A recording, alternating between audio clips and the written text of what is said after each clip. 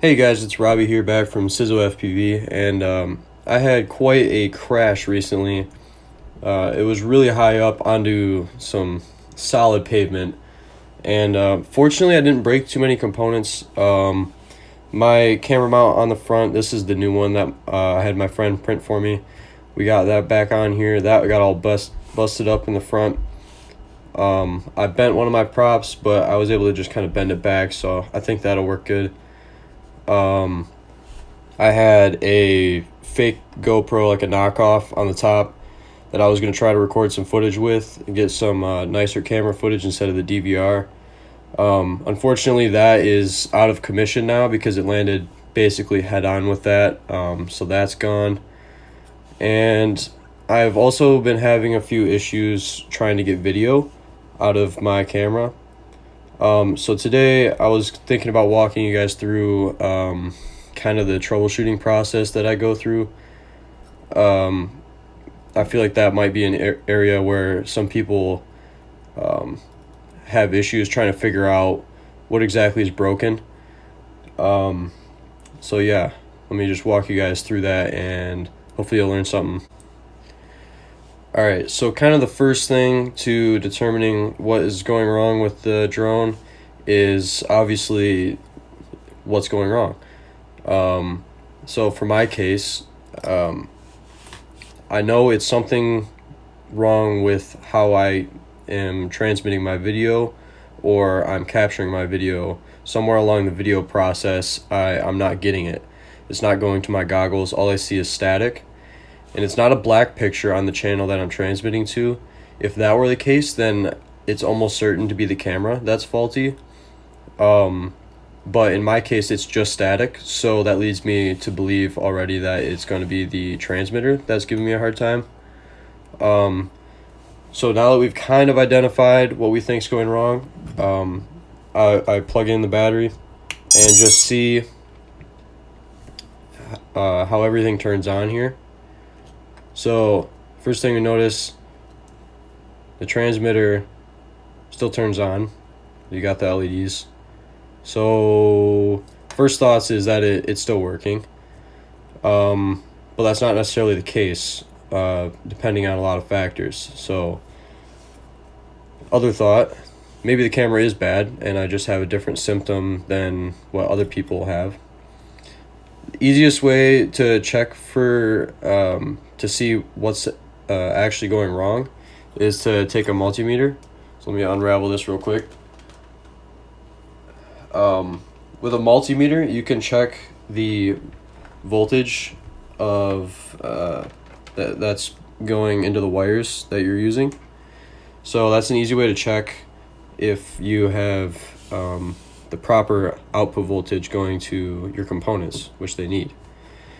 So my multimeter here, turn it on to DC current for voltage. You can see it reads just a little bit, barely any, from basically just the air, nothing here. So what you can check is your pads. You can check and see what we're getting out of it. So put the black on the ground and the red on your power. See if I can get in here. So we'll check the camera. So I don't know if you guys can see it, but I'm seeing 9 volts over there on the end. I can probably stand this up, I guess. Maybe just out of frame.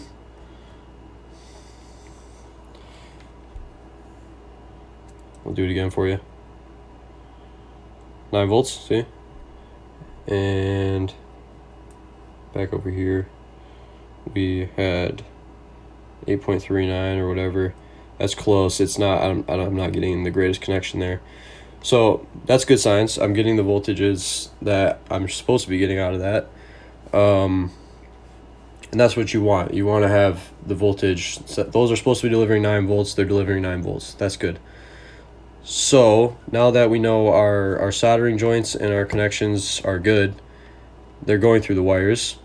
If you were seeing numbers lower than like the 9 volts or 5 volt pads supposed to be delivering, then first thing I would do is take your wire and try to, if you can, I would cut off any bit that looks like it might not be good, and then resolder it back down, then check the pad again.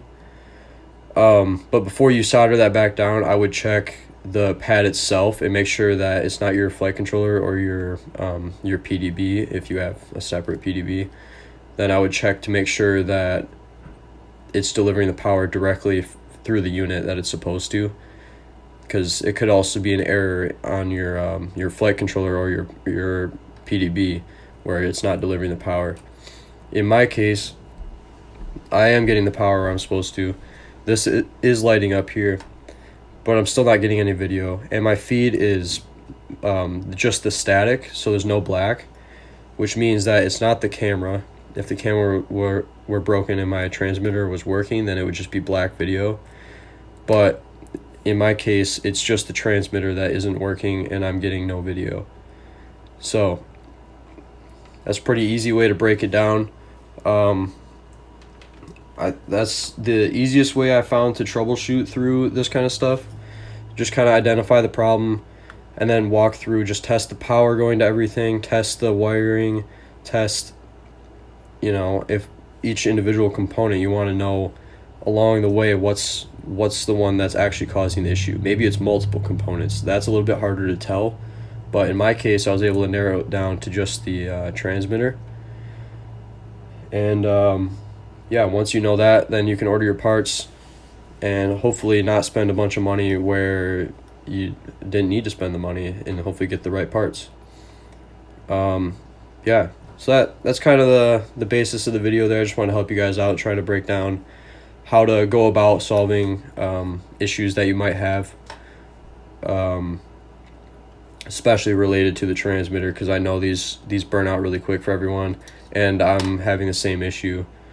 Yeah, so that'll wrap it up for today. I'll probably come back on Monday or so with another video. Yeah, hopefully I should be able to get it flying sometime mid next week, and then I'll have a different transmitter, so I might be able to do some sort of reviewing on that, and also I'll have a new flight controller, which I will talk about that in another video. This is the Bardwell F4 flight controller. I'm thinking about talking about that and how nice this board is, but a few issues I've had with it. So make sure to stay tuned, and I'll see you guys in the next video.